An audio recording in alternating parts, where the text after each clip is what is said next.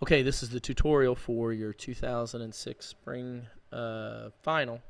And primarily what it's going to cover is three main items that we hit during this time. One was the Roaring Twenties, along with Great Gatsby, and then we had The Perks of Being a Wallflower, and then finally Tarzan, along with the Civil Rights era. Okay, so let's go move right into the Great Gatsby and the Roaring Twenties. And we're dealing with, as far as the Great Gatsby right now, in an argument, Tom hits Myrtle and breaks her nose in the story. This is something that happened when she kept saying Daisy, Daisy, Daisy. Uh, in a quote, it said, "I married him because I thought he was a gentleman, but he wasn't fit to lick my boot." That was basically Myrtle referring to her husband, uh, which was Wilson. Tom basically does not condemn his wife's unfaithfulness with Gatsby because he himself has been unfaithful. Well, that's false, because even though Tom has been unfaithful, he still thinks that it's wrong that his wife is being unfaithful as well. Meyer Wolfheim, who works with Gatsby as one of his benefactors or gangsters, is only one of Gatsby's business associates who attends his funeral. Well, this is incorrect. The only people who attended the funeral was Allies and Nick. The book that Henry Gatz, which is Gatsby's father, shows Nick is called Butch Cassidy and the Sundance Kid, that his son used to read. Nick prides himself on reserving moral judgment of others, and he also prides himself on his honesty. But even though he's honest, he still endorses. That means he accepts or is okay with all the recklessness around him, all the silliness that goes on. In a quote, "When I came opposite her house that morning, her white roadster was beside the curb, and she was sitting in it with a lieutenant I had never seen before. They were so engrossed in each other that she didn't see me until I was 5 feet away."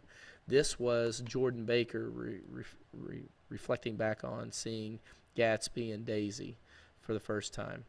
Henry C. Gatz, of course, is actually Gatsby's dad. And Jay Gatsby lives in West Egg. And the author of the story of Great Gatsby is F. Scott Fitzgerald. Gatsby did not inherit any wealth from his benefactor, Cody. In fact, okay, in conjunction with that, Dan Cody was the one who trained Gatsby, but did not, in fact, give him money. And then what Wilson does, Wilson is the aggrieved whose wife Myrtle's been cheating on him. He takes a handgun and kills Gatsby and then shoots himself. In the 1920s, the symbol of industrialization and materialism was the automobile. And F. Scott Fitzgerald, the author, modeled the fictional character Daisy after his own wife Zelda. Moving on to Perks of Being a Wallflower. The question is, who gave Charlie the following advice on dealing with bullies? Go for the knees, throat, and eyes. Well, that'd be his brother. He taught him how to fight. And the person who said, "We accept the love we think we deserve," was Bill, his mentor, who was giving him books to read. The person who says, "I want to make sure that the first person you kiss loves you," that was, of course, Sam.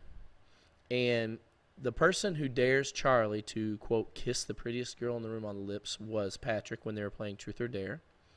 And the person who says, "If somebody likes me, I want them to like the real me, not what they think I am," which again is Sam. And Charlie signs every letter off with what sign off, which is "love always, Charlie." And what does Patrick turn to in order to numb his feelings about Brad? He turns to drugs and alcohol. One of the reasons for living, Charlie says he loves his books. When Charlie says, "I am very interested and fascinated about how everyone else sees each other, but no one really likes each other," what he's really describing in this scenario is his family, or not his family, but his friends. Who tells Charlie about the trance that occurs on LSD whenever you have the LSD thing? Well, that would be Sam. And Charlie's label as a wallflower best symbolizes his reluctance to basically dance in the story. Charlie dances with Sam at which dance? That would be homecoming. or actually Sam's post-graduation dance. He does dance with Sam and Patrick together at homecoming, but in the real dance, one-on-one, it was her post-graduation. When Charlie drives through the tunnel with Sam and Patrick, how does he feel? The word is infinite. And Charlie vows to stop crying on trivial things whenever he visits whose grave? That would be his Aunt Helen. And then, what song from the Rocky Horror Picture does Charlie's sister have to dance to? That would be the Time Warp. And then, what song did Charlie used to sing on the school bus as a kid? Well, that would be Another Brick in the Wall by Pink Floyd. What is the first book Bill gives Charlie as an independent assignment? And that would be Peter Pan. And then Mary Elizabeth gives Charlie a book of poetry by which poet, which would be E. E. Cummings. Then Charlie gives a copy of what book to Mary Elizabeth? That would be To Kill a Mockingbird. And Charlie, what does Charlie tell Patrick and Sam his favorite book is? That would probably be The Catcher in the Rye. And then Bill tells Charlie to be a filter, not a sponge, when he reads The Fountainhead. Now, literary devices.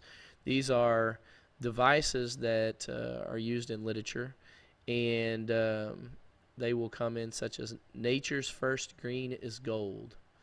Nothing gold can stay by Robert Frost. This is what we call a metaphor. Then looking at a major category in which literary works fits, it has basic divisions in literature such as prose and poetry and drama. It is a flexible term with these broad boundaries that exist in genres. And basically these different categories of literary is a genre, not a setting. It's kind of a trick question. Life is a journey, travel it well. Two roads diverged in a wood, and I took the less traveled by. And that has made all the difference. Okay, so when you're looking at it, when you compare something and you're not using like or as, that is a metaphor. When you use like or as, it is a simile. When you are thinking about things that are making fun of other things, such as like Weird Al Yankovic when he sings "White and Nerdy," or he's basically like another one, "Teach Me How to Doogie" by the California Swag or something like that. Those are parodies making fun of other things. Fire, flames, heat, hot temperatures, crosses, angels, all those are symbolism used in different pieces of work. This thing deals with verbal unity and the speaker's attitude, factual sentences, doubt and conditional attitude, dealing with atmosphere and the emotional aura. That's the mood of a work. All right, moving on to Tarzan. Tarzan and the Aeronaut set out for actually France when leaving the jungle. Although Tarzan wants to go to the United States, they go to France first to ID him to see who he is actually related to. And the person who owns the Greystoke fortune actually right now is Cecil Clayton.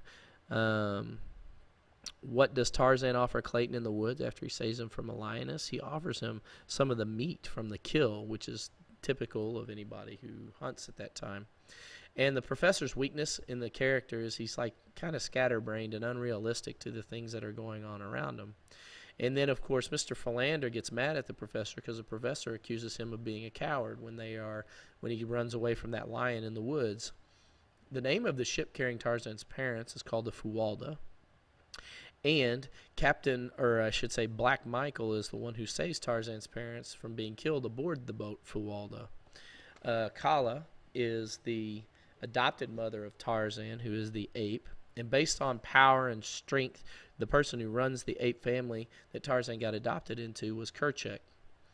Mbonga was the one who killed Tarzan's mother. And what does Tarzan mean in the language of gorillas? It means white skin.